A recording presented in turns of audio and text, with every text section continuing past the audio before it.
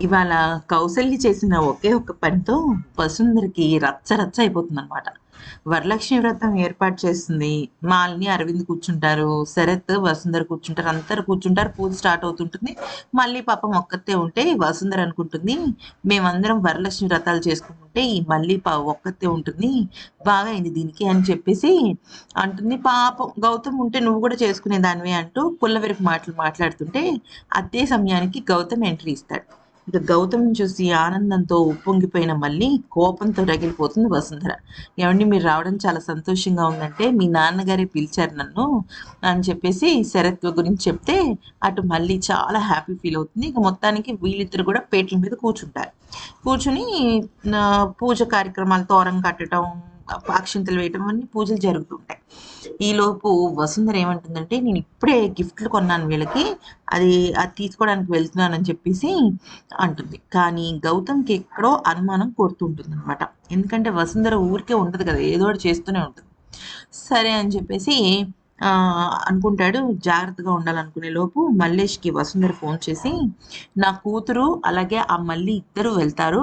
నా కూతురు మీద గీత కూడా పడకూడదు. కానీ ఆ మల్లి మాత్రం ఇంటికి వెళ్ళకూడదు. వాళ్ళు ఎన్నింటికి వెళ్తారో ఏంటి అనేది నేను మీకు చెప్తాను.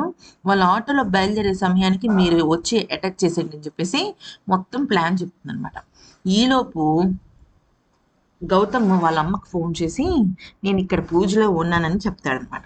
అయితే కౌసల్యకు షాక్ అయిపోతుంది. అంటే ఒకతేమో ముగ్గురు ఆడవాళ్ళు అంటే మాలిని, మల్లి, వసుంధర ముగ్గురే మొండి పట్టుదలలు. ఎవ్వరూ కరెక్ట్‌గా వెళ్ళట్ల. బిడ్డ వచ్చిన ఒకే బిడ్డని ఇచ్చేస్తానని తిను. నాకు నీ బిడ్డే కావాలని తను. వీళ్ళిద్దరు చెడు కోరుకునే వసుంధర. ఇలా కాదని చెప్పి ఈవిడ ఉంటుంది కదా కౌసల్య, చుట్టుపక్కల ఉన్న అమ్మలక్కలందరినీ పోగు చేసి వసుంధర ఇంటికి వెళ్తుంది. వసుంధర ఇంట్లో ఏమవుతుంది, అప్పుడే పూజ అయిపోతుంది, అంతా అయిపోతుంది, ఇంకా ఆశీర్వచనమే.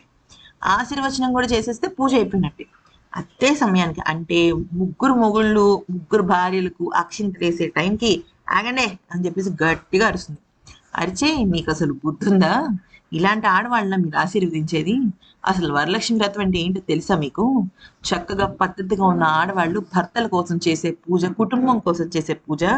అసలు వీళ్ళు కుటుంబంలో ఎక్కడున్నారు, ఒకతేమో చెల్లి బిడ్డే కావాలి, చెల్లి సంతానమే కావాలని అంటది, ఇంకొకతేమో అసలు కనీసం తన బిడ్డ గురించి తన భర్త గురించి ఆలోచించకుండా ఇచ్చేద్దాం అనుకుంటుంది, ఇంకొకతికి అసలు మొగుడంటే గౌరవం లేదు, లెక్క లేదు.